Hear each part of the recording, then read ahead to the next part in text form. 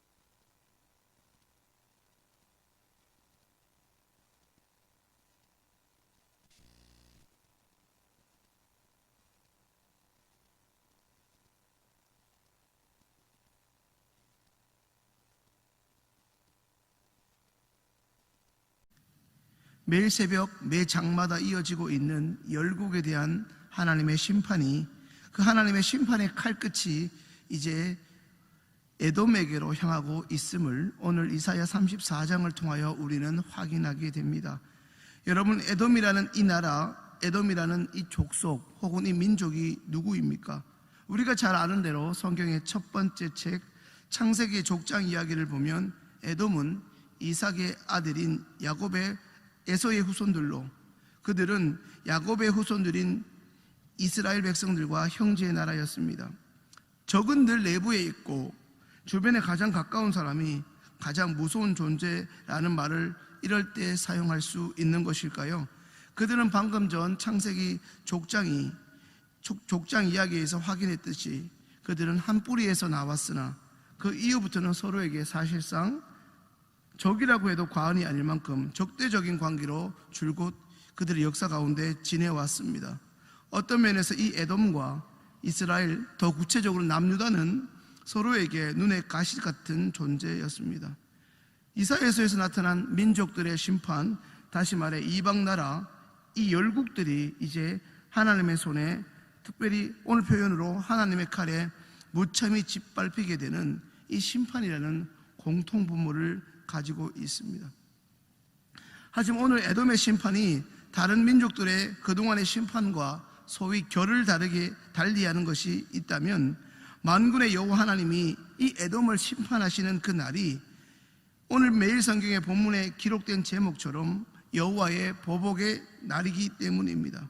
물론 다른 이방 나라를 향한 하나님의 심판 또한 이스라엘 향한 하나님의 보복의 성격이 전혀 없는 것은 아니지만, 적어도 에돔에 관해서는 이 부분을 의도적으로 부각하여 강조하고 있습니다. 오늘 설교 소도에서 말씀드린 것처럼 에돔은 야곱이라는, 이삭이라는 같은 할아버지를 두었던 한 뿌리, 한 형제였습니다. 그런 면에서 에돔은 하나님을 모르거나 하나님이 가증히 여기시는 우상을 만들어 섬기는 이방 나라와는 그 출발이 다른 민족이었습니다. 그런 그들이 역사를 돌아보면 민수기 20장에서는 형제 유다의 길을 막아섰거나, 또한 공경에 처한 이스라엘을 돕기는커녕 오히려 그들을 공격하여 약탈을 일삼거나, 심지어 자신의 동족 남유다 백성을 바벨론의 손에 넘기기까지 하였습니다. 형제 나라에 이렇게까지 완악하게 굴었던, 악을 방자하게 행했던 에돔의 지난 모든 죄를 하나님은 결코 잊으시지도 않으셨고 못 본 척하지 않으셨습니다. 다만 하나님은 하나님의 때를 기다리고 계셨을 뿐입니다. 오히려 하나님은 에돔, 그들의 죄악을 다른 민족들의 경우보다 더 심각하게 보셨고 악하게 여기신 것입니다. 사랑하는 여러분, 오늘 본문에서 하나님은 어떤 분이십니까? 하나님은 에돔의 심판을 통하여 인류가 맞이하게 될 최후 심판을 말씀하시는 분입니다. 오늘 새벽 이사야 34장 이전까지 이스라엘을 직간접적으로 압제하면서 괴롭혔던 수많은 열강들, 그리고 민족들이 있었습니다. 그 열방들에 대한 하나님의 심판들이 곳곳에 언급되어 있지만, 오늘 우리가 살펴본 본문은 그동안 우리가 살펴보았던 하나님의 심판, 다시 말해 오랜 시간 이스라엘 백성의 억울함을 풀어주시는 소위 이른바 신원하시는 하나님으로서의 보복을 너무나 생생하고 구체적으로 다루고 있습니다.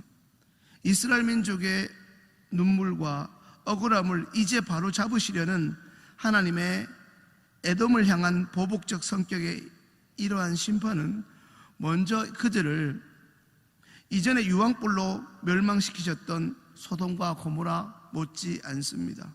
계속해서 이제 에돔의 삶의 보금자리는 부정한 들짐승들이 기웃거리며 어슬렁거리며 출입하는 것, 다시 말해 이제 더 이상 사람이 영영이 살지 못할 만큼 황폐해지게 될 것입니다. 결국 그들은 하루아침에 소멸되고 말 것이라는 무서운 심판의 말씀입니다. 그렇다면 오늘 본문이 저와 여러분에게 주시는 교훈은 무엇입니까? 하나님을 온전히 신뢰함으로 이제 말씀에 순종하는 삶을 살아야 합니다. 순종이라는 말, 우리 그리스도인들에게 참 익숙한 말이지만 그 말씀에 따라 사는 것만큼 또 우리에게 어색한 말도 없을 것입니다. 오늘 본문은 이스라엘 백성을 신원하시고 그 신원하신다는 증거로 보복하시는 하나님에 대해서 다루고 있습니다. 이 말은 하나님을 경외하고 살아가는 자들에게 닥친 시련과 억울함을 반드시 하나님께서 기억하셨다가 하나님에 대해 하나님의 방법을 통하여 풀어주신다는 것이지, 하나님과 전혀 무관하게 살아가는 사람들을 위해 하나님이 무조건적으로 보복하신다는 말은 결코 아님을 우리는 기억해야 할 것입니다. 종종 우리는 듣습니다. 믿는 사람들이 교회에 출입하고 예배 드린다는 자들이 더하다는 말씀을 듣습니다. 그런 자들에게 통용되는 말씀은 결코 아닐 것입니다.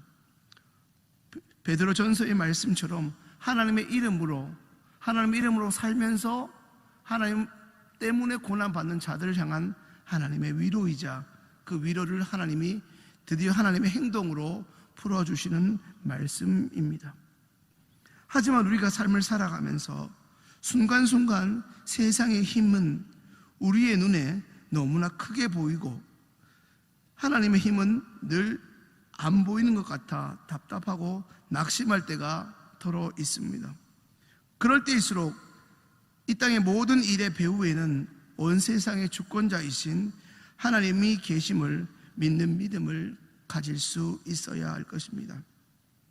오늘 본문을 통해 이스라엘을 위해 에돔을 향하여 보복하시며 심판하시는 오늘 말씀을 통해 그저 에돔은 강대국의 힘에 의해 멸망당한 것이 아니라 오늘 본문 5절의 말씀처럼 이미 하나님으로부터 진멸당하기로 예정되었던 그들에게 드디어 하나님의 때가 되어 여호와의 칼이 임하여 심판당하여 멸망당한 것임을 우리는 반드시 기억해야 할 것입니다. 오늘 이 새벽에는 온 세상의 주권자이신 하나님을 신뢰하는 믿음이 더욱더 견고해질 수 있기를 기도하면 좋겠습니다. 또한 우리를 통하여서도 하나님의 구원이 이루어질 수 있도록 주신 말씀에 신실하게 순종하는 하나님의 사람, 이 새벽에 기도하는 저와 여러분 될 수 있게 해달라고 다짐하고 하나님 앞에 결단할 수 있는 시간 될 수 있기를 간절히 소망합니다. 기도하겠습니다. 거룩하시고 자비로우신 하나님 아버지, 언제부터인가 막연해지고 소원해진 하나님의 심판이라는 것을 반드시 이 땅에 임할 예수님의 재림과 동시에 임할 하나님의 심판을 다시금 기억하면서 주님을 경외하는 믿음으로 매일매일 우리에게 주신 말씀에 순종하며 오늘도 살아가게 하옵소서. 예수님의 이름으로 기도합니다. 아멘.